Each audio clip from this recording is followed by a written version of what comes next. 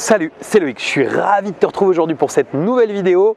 Alors cette nouvelle vidéo, on va voir sous-louer, c'est illégal. Sous-louer sur Airbnb, sous-louer en location courte durée, c'est illégal. C'est en fait tout simplement une affirmation qu'on nous envoie en fait très régulièrement. Je vais te donner en fait les détails dans cette vidéo. Je vais te montrer pourquoi c'est illégal, comment c'est illégal, mais aussi en fin de vidéo quelques possibilités en fait pour que ça puisse être légal. Et ça a permis à quelques personnes à travers le monde de s'enrichir à coût de dizaines de millions de dollars. Donc tu vas voir que il y a peut-être des choses à faire autour de tout ça en France. Il y a même des choses à faire autour de tout ça en France, mais voilà, on va en parler également en détail dans cette vidéo. Allez, c'est parti.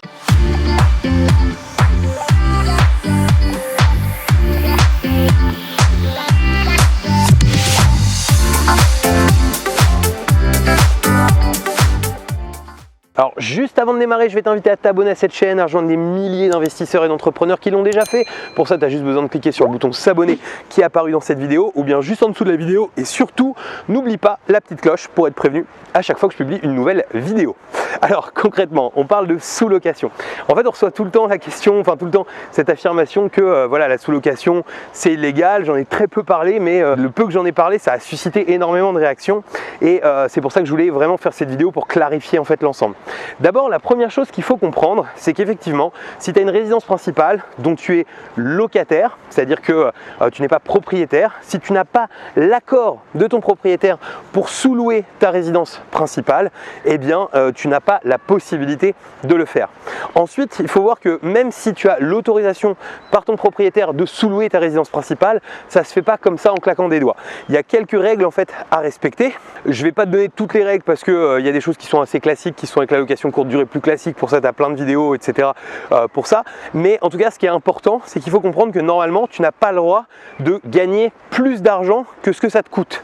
C'est-à-dire que si par exemple, tu as un loyer de 600, tu ne dois pas louer plus de 600 en fait par mois. Tu dois même louer moins de 600 par mois ta résidence principale. Donc, tu ne peux pas remplir complètement ton calendrier. Et ça va même encore plus loin, c'est que dès l'instant où c'est une résidence principale, en fait, tu vas être limité à pouvoir louer essentiellement 120 jours dans l'année. 120 jours, c'est parce que au-delà de 120 jours, on ne considère plus que c'est une résidence en fait principale. Si tu es hors de cette résidence, plus de 120 jours dans l'année, donc tu ne peux louer que 120 jours, sous-louer que 120 jours dans l'année.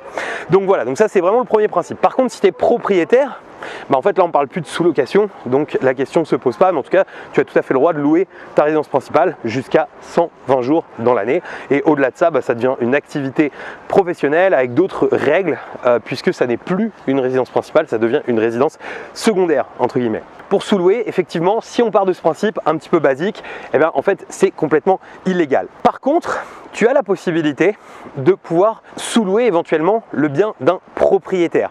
Alors c'est pareil, si tu vas juste faire un bail un peu classique comme si tu voulais y habiter et que tu viens le sous-louer, en fait ça va être à nouveau illégal.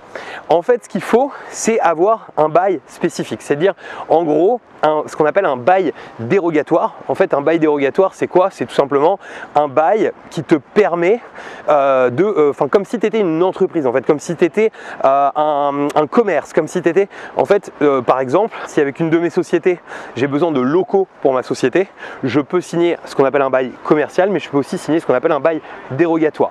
Alors, je ne vais pas rentrer dans tous les détails. Si ça t'intéresse, tu vas taper bail dérogatoire, tu vas comprendre un petit peu plus le principe. Il y a des choses particulières à indiquer dans ce bail qui vont faire que on va avoir la possibilité de sous-louer légalement en fait le bien. Et là, ça prend une toute autre dimension en fait la sous-location, puisque ça va devenir légal, ça va devenir possible à plus de 120 jours.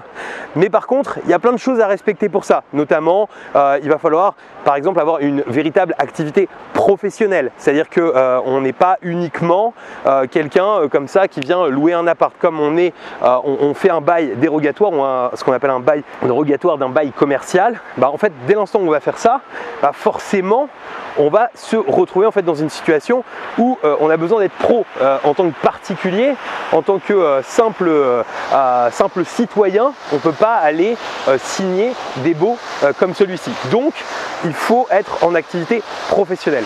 Mais dès l'instant où tu es en activité pro, là tu as la possibilité en fait de sous-louer. Alors qu'est-ce que ça donne de sous-louer? Parce que dans un sens on pourrait se dire mais au final Loïc, le mieux c'est peut-être que j'aille chercher du crédit parce que pourquoi m'embêter à sous-louer? Il faut comprendre qu'aujourd'hui il y a beaucoup de propriétaires en France qui n'ont pas du tout la même volonté que toi ou moi qui me regardent. Ils n'ont pas notre volonté, c'est-à-dire que eux ce qu'ils veulent c'est uniquement que ou leur crédit soit repayé ou même que tout simplement leur loyer soit assuré. En utilisant ce type d'appartement, qu'on peut avoir la possibilité de trouver des sous-locations qualitatives dans des endroits plutôt numéro 1 et surtout de pouvoir accélérer assez vite. Je m'explique. Quand tu vas chercher un crédit et quand tu achètes de l'IMO, tu le sais aussi bien que moi, la France est relativement lente sur toutes ces questions. C'est-à-dire que rapidement, on peut se retrouver à peu près avec, on va dire, 3 mois de délai entre le moment en fait où on va signer chez le notaire le premier acte et puis l'acte définitif. Donc si on perd 3 mois à ce moment-là, c'est 3 mois pendant lesquels on n'a pas commencé à exploiter. Ensuite on a les temps de travaux, etc. Donc effectivement là ce qui est cool c'est que on va être propriétaire long terme, donc c'est bien d'en faire. C'est même une technique que je prône énormément. Mais si tu as envie d'accélérer fort, la sous-location ça peut être une bonne méthode parce que ça va te permettre de ne pas être limité par ces délais bancaires, par ces délais juridiques. Tu vas pouvoir rentrer éventuellement, si tu as envie de rentrer 10 appartements en même temps, si tu as les fonds évidemment quand même pour verser 10 fois le premier mois de loyer et 10 fois en fait la caution, si tu as les fonds pour ça, il n'y a pas de problème.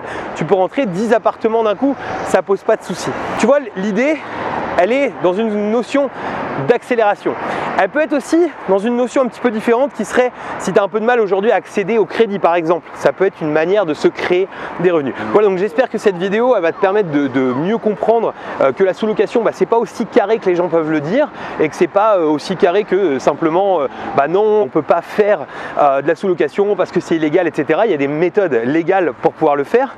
Que tu vas avoir aussi vu ce que ça peut nous apporter, c'est-à-dire que ça peut nous permettre d'être, on va dire, plus rapide en fait, d'accélérer notre indépendance financière. Donc c'est pas à négliger en fait dans nos stratégies, même si l'achat de biens avec le crédit c'est quelque chose de top parce qu'on a les plusieurs effets de levier, effet de levier long terme, effet de levier court terme, etc. Je vais pas rentrer dans le détail, mais voilà, au moins c'est une stratégie qui est vraiment à prendre en compte dans le cadre de la location courte durée automatisée.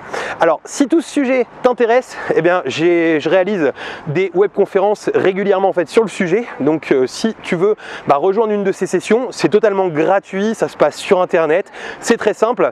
Dans l'écran de fin qui va arriver, tu cliques et tu vas retrouver un lien pour pouvoir t'inscrire et réserver ta session. Ce qui est cool aussi, c'est qu'il y a toujours au moins un membre de mon équipe en plus pour pouvoir répondre en fait à toutes tes questions. Donc voilà, n'hésite pas, tu cliques, tu choisis ta session qui te correspond et tu t'inscris et je te dis à très bientôt pour une nouvelle vidéo.